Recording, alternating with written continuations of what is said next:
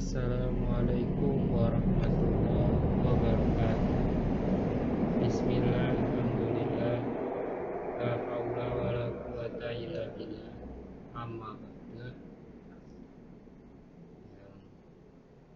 Teman-teman subscriber Fikri Maulana yang saya banggakan,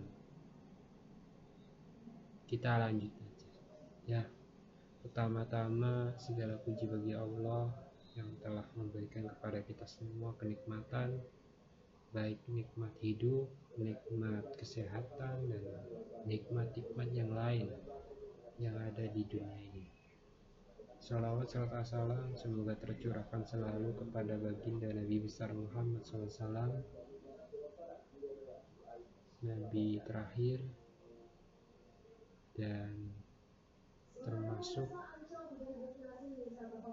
kita sebagai umatnya kelak di padang mahsyar, insya Allah mendapatkan syafaatnya. Amin ya rabbal alamin.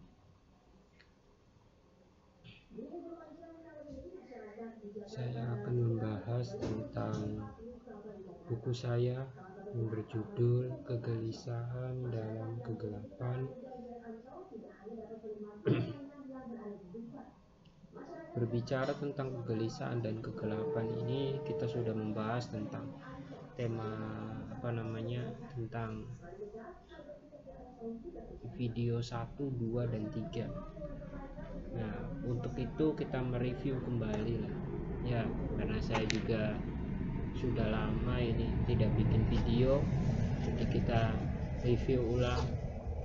Biasa dimulai dari cahaya dan kegelapan, itu tema cahaya dan kegelapan. Perlu diketahui terlebih dahulu yang belum tahu, buku ini saya produksi itu dari tahun 2023, dan buku ini saya tulis sendiri, hasil saya berpikir, hasil saya merenung dan berkontemplasi gitu kan. Jadi teman-teman bisa istilahnya bisa lebih paham tentang penjelasan buku ini dari penulisnya langsung. Oke. Judul yang pertama yaitu kalimat ada seseorang yang akan jadi juara di saat dia ingin maju, dia keluar dalam gua dunia. Itu video pertama ya yang sudah diupload. Nah, ini mengajarkan, video pertama adalah pengajaran optimisme. Jadi teman-teman kalau ingin maju, ingin berkembang, harus berusaha keluar dari batasan-batasan teman-teman. Maksud saya keluar dari batasan teman-teman itu apa sih? Artinya teman-teman di sini harus belajar sesuatu yang baru. Jangan mengulang sesuatu yang sama berulang-ulang. Walaupun sesuatu yang kita kerjakan berulang-ulang itu membuat kita lebih ahli, tetapi kita juga harus beradaptasi, dan juga kita juga harus mengupgrade diri. Bagaimana kita mengupgrade diri kita menjadi lebih baik lagi. Nah, terus yang kedua adalah dia malah tersesat dalam sebuah jalan yang penuh dengan jebakan. Itu menandakan apa sih dia tersesat itu? Setiap sesuatu yang baru pasti ada masalah. Apapun itu, sesuatu yang baru pasti ada masalah. Dan kita dituntut untuk menyelesaikan masalah itu. Jadi belajar menyelesaikan permasalahan yang terjadi, baik itu karena orang lain maupun karena diri kita sendiri. Kita harus mencari tahu solusinya, yang terbaik yang bisa kita lakukan. Oke. Tapi dia tahu akan terjadi masalah tersebut, maka dia bersiap dengan penuh semangat supaya berhasil. Nah, dia ini mengerti bahwa sesuatu yang baru pasti penuh resiko. Apapun itu, kita mencoba makanan yang baru, kita punya resiko. Resiko apa? Resiko keracunan mungkin, ataupun resiko gatal-gatal. Kita punya alergi terhadap makanan itu juga bisa jadi bisa jadi sebuah tantangan mencoba sesuatu yang baru gitu. Di bidang apapun, di hal apapun, pasti ada tantangannya. Nah, tinggal bagaimana cara kita mencari solusi yang tepat. Oke, lanjut. Tapi itu semua gagal, apa yang harus dia lakukan saat seperti ini? Karena saat itu dia sendirian dan terus di dalam ketakutan dan kesedihan sampai sekarang. Nah, ini baru saya bilang, mencari solusi. Tetapi di kalimat ini kita jangan terkecoh. Terkecoh itu maksudnya kesedihan dan ketakutan. Kata-kata itu kan maknanya, artinya itu kan sangat-sangat suram. Saya tidak mau kata-katanya kesedihan dan ketakutan gitu. Bukan masalah itu. Ya. Karena apa? Dia itu sendirian. Beda dengan kalian yang bersama-sama gitu. Satu punya teman ya 5 orang kerja sama-sama di situ, ya ketika temannya salah ya bisa di backup, bisa di ya pokoknya bisa diperbaiki lah. Tapi kalau sendirian ya harus banyak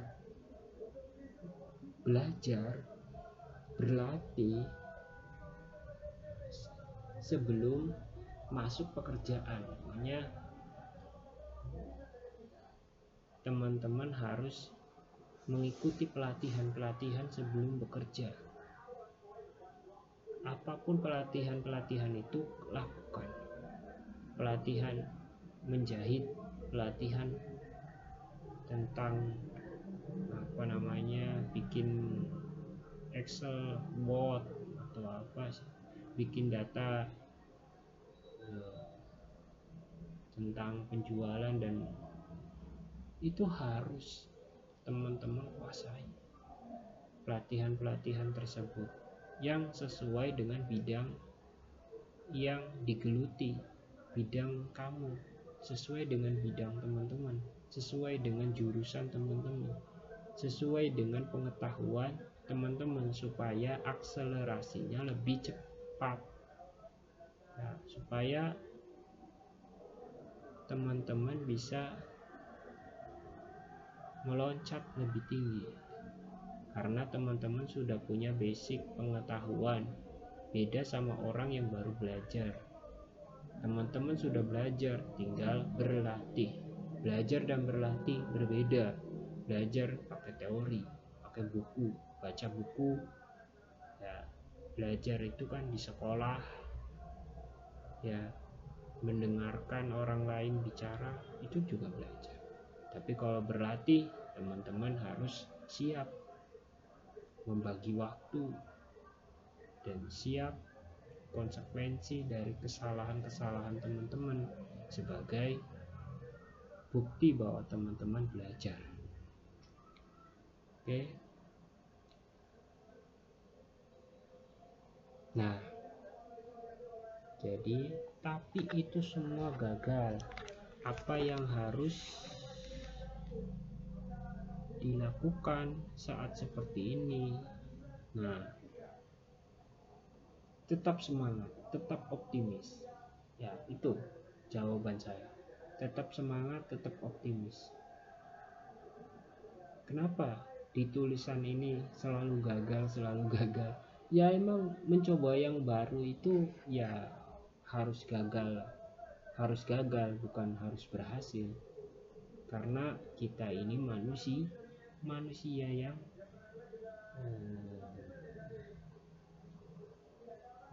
yang belajar, bukan manusia yang tipe-tipe dikasih tahu langsung paham. Harus ada kerja keras dulu, usaha dulu, belajar dulu, berlatih dulu, ya istiqomah dulu, ya dan continue lah, terus menerus.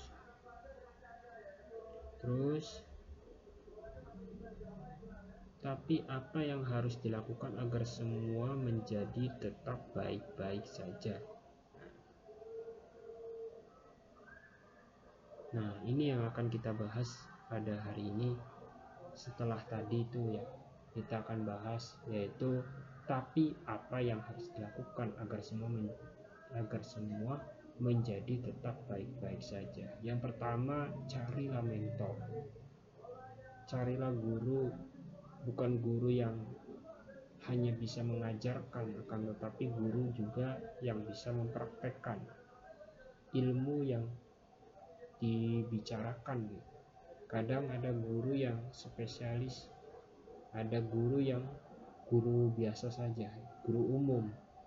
Nah, kalau misalkan kedokteran, carilah guru spesialis, jangan cari guru umum. Walaupun guru umum juga boleh ya, tapi carilah guru yang spesialis ya, spesialis ini spesialis itu. Karena apa? Karena dia lebih dalam ilmunya dan prakteknya lebih panjang waktunya. Maksud saya adalah dia lebih siap untuk menjelaskan dan mempraktekkan daripada dokter yang umum. Oke, jadi itu kalau masalah kedokteran. Kalau masalah yang lain-lain tentang guru atau tentang yang lain-lain, itu teman-teman harus mengerti ya, CV kurikulum vitae dari mentor teman-teman, dari guru teman-teman. Jadi jangan terkecoh dengan apa-apa guru yang asal-asalan yang bisa kalian percayai ya, termasuk ya, kalau kalian percaya sama saya, lakukan. Kalau tidak, ya gak masalah.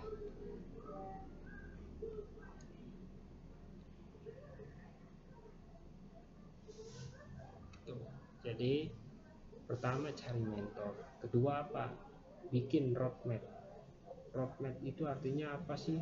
Bikin perjalanan, peta perjalanan. Jadi kamu belajarnya berapa lama, kamu berlatihnya berapa lama, kamu ininya berapa lama ya, sampai di mana kamu siap melaksanakan tugas-tugas itu. Dan mulai kapan kamu mencari alternatif pekerjaan yang lain. Jadi ada misalkan seorang tukang bengkel, apakah sampai dia tua dia jadi tukang bengkel? Belum tentu. Mungkin dia punya alternatif yang lain.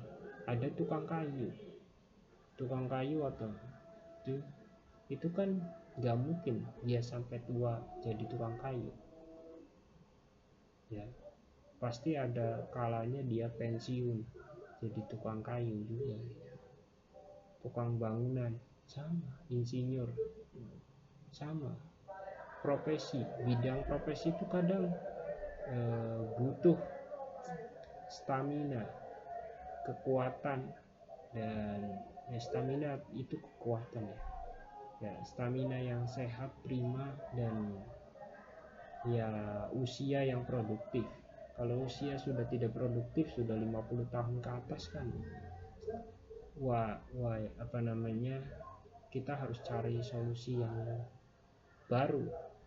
Nah, misalkan kerja yang mudah, jualan gitu kan, yang cuman duduk doang gitu kan di toko, itu kan jadi sebuah inian gitu kan bagi kita ya, buka gerai, buka toko itu di usia yang sudah 50 tahun itu kan. Jadi